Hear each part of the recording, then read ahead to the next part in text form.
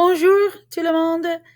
I am going to talk to you today about verbs. We're going to learn how to use verbs and conjugate verbs, starting with the verb avoir. Avoir is just one of a billion verbs that we need to know for this class. And if you look up here in the corner, up in the top corner here, it says J'ai un chien noir, which means I have a black dog. So we're going to use this verb to have to talk about the things that we have. And we're also going to learn about a little bit about conjugation and a little bit about French pronouns, the subject pronouns that we need to use in order to use our verbs. All right. So the first thing we need to learn about is this box. Okay, this conjugation chart. This is the way that a verb conjugation chart looks in my class. There are other ways that sometimes you'll see online things conjugated, but they really don't change from this format. They just mean I have a box, okay? But this box is sort of the king in my class. You must learn this box. So what we're using this for, again, we called it a conjugation chart, okay? A verb conjugation chart. So what's conjugation? Conjugation is how we're changing the verb to work in the sentence. For example, I might say, I have cheese, or I might, she has cheese. So I have two different ways to say the ownership part or have, and they were different for I and she. So we're going to work on learning how to change that verb through the process of conjugation. So again, we're starting with this verb, right? All right. So how do I conjugate a verb? So we have to memorize it. You guys, memorization is super important in this class. We've talked about that. If you don't know how to memorize, let me help you. But really, it's just a matter of sitting down and learning, okay? We're going to start with the infinitive. The infinitive in this case is avoir, okay? And avoir is the way you're going to find the verb to have in the dictionary if you're trying to look up how to say to have, all right? So this is the beginning. This is the form of the verb you're going to see first, avoir. And then you're going to know how to conjugate it or change it for the subjects given. So again, we've got this box, okay? Again, this box is super important. And in order to conjugate, I have to have subject pronouns. And remember, in this case, a subject is who is doing the action, who or what is doing the action in our sentence. Just like in English we have subject pronouns, I, you, he, she, we. Those are all subject pronouns. And we have them in French too. We just have to learn them. So using this chart, okay, we're going to learn how to say the equivalent of I, you, he, and she, we, you, and they. All right. So normally the top blue box here, okay, this top blue box goes to where we would drag avoir down and put it in that box, and then we would conjugate out. But today we're starting with just these subject pronouns. Okay. So this is where the subject or the verb goes, the infinitive form of the verb, it goes in this blue box. So let's look at what the subject pronouns are in French. The subject pronoun for I is je. Je. For you, it is tu. Tu. Now, tu does mean you in English, okay? But it also only represents a single person. So that means that if I'm talking just to my son and I want to tell him that you need to go to the store, I would use the form tu because he's just one person. There is another way to use tu. We use tu always with singular. It's never more than one person, but it is the word we use for you when it's someone that is very close to us, like our friends or our family. And the other area is when you're a youth, maybe anywhere from, say, birth to maybe about 20. You can use tu with everybody. It doesn't matter who it is. They're your best friend. They're your best friend's sister. They're anybody in your age bracket. You can use tu. Okay. So he and she is il or elle. All right, il or elle. Why do we have two? Think about that. Nous for we, nous. Vous for you again. So why two yous? We remember we did two for a singular person, always singular, never more than one person. But we also use it for people who are our best friends and our family, and for people who are within our age bracket if we're young. Vous has two ways to use it as well. The first way is for plural you. So, for example, when I'm talking to an entire class of students at the same time and say something like, you will have homework tonight, I would use vous. I would also use vous even when it's just one person with someone I do not know well. If they're not my friends or family, I would use vous. So even though I may be talking to one other teacher, if we are not very close friends outside of work, I would use vous. You would also use vous for adults as that sign of respect. It's the same thing as when we use like Mrs. Collins instead of Judy. Okay. So if you would use Mrs. in the last name of the person, you should use vous. For example, your teachers, the principal, again, someone that works with your mom that you don't know well. But if it's your aunt or your aunt's husband or your best friend's mother and you actually spend a great deal of time at their home and you're very close with them as well, you could use two. And the last one here is il, elle. Now listen very carefully because they have S's at the end, and you've seen this before, where we don't pronounce the S at the end of most French words. Il, elle. So how do we tell the difference between il, elle, singulier or singular, and il, elle, pluriel or plural? It's all about context.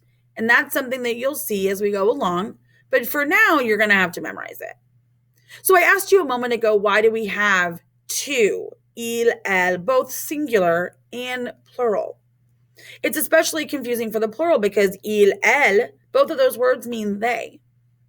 Remember, everything in French, every object and every person in French is either masculine or feminine. And therefore, we have to be able to represent those. Okay? So even objects like a table or a pencil, and I'm going to say it, I'm actually going to say il because pencil is masculine. Let's keep going. So we're going to take this verb, and if you remember, I told you in the blue box, we're usually going to put the infinitive, and here I have the infinitive and its English equivalent. Avoir, to have. You remember that we started off with our subject pronouns. Let's do those again. Je, tu, il, elle, nous, vous, il, elle. Remember, at the end of my words, I'm not going to pronounce those S's usually. Okay? But here we're going to take those, and instead of just writing what they mean, I, you, he, she, we're going to put in the actual conjugation of avoir. Now, we have a small problem in French. The French do not like the sound of two vowels back to back. Je for I. And the conjugation of avoir starts with an A. So what I'm going to do is, I'm going to change it. Now, this only applies to verbs that start with vowels, okay? And this is the only one that changes, okay? So the conjugation for avoir, for je, is A. And we don't say them apart because they're a contraction. So this is just like I'm or you've. You don't say I'm going to the store. You've got cheese. You say I'm going to the store. You've got cheese. So j'ai. Répétez. J'ai. Tu as. Répétez. Tu as. And why don't we pronounce that S? Because we don't usually pronounce S at the end of a word in French. Il, elle, a. Il a, elle a. Répétez. So, tu as and il a sound exactly the same. A. It's really just context and memorization. Nous avons. Avons. Now, in this situation, because we have a vowel sound at the beginning of avons, we're going to take that S and we're going to turn it into a Z. Listen. Nous avons. Répétez. Nous avons. Good job. We're going to do the same thing with vous. So normally if we just said vous by itself, there's no S. But we have avez. We're not going to pronounce that Z either. E, Z together have an A sound, kind of like j'ai. Okay? So we're going to do the same thing we did with nous. Vous avez. Vous avez. Répétez. And finally, we have il ou elle, no S pronounced, il ou elle, and then on.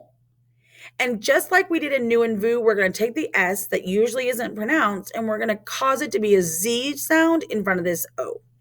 Ils ont répété. Elles ont répété. Pronunciation is pretty important. We want to make sure we understand the difference between il and elle. Okay? So, répétez encore. Repeat again. Here we go. J'ai. Tu as. Il a. Elle a.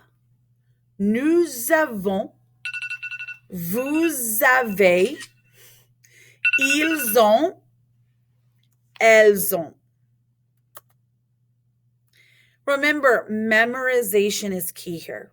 You cannot do this if you're not taking time every day to go over these new words, write them down, get the spelling right, work with your family, work with a friend, but you've got to memorize these.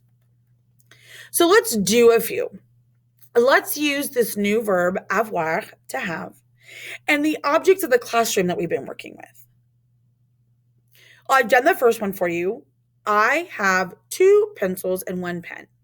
You've already learned how to make things plural by adding S's, okay? So here I have j'ai 2 crayons et un stylo. That ET word there in the middle is et. Et. Répétez.